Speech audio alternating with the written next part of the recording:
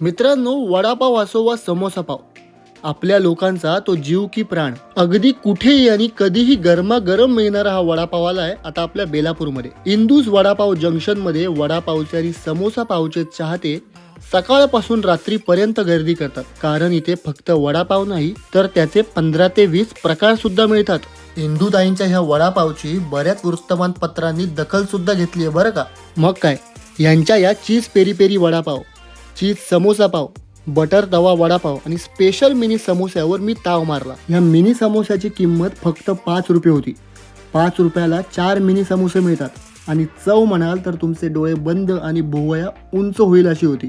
श्री संतोष इंगळे यांनी आपल्या आईच्या नावाने सुरू केलेला हा उद्योग मस्त गाजतोय.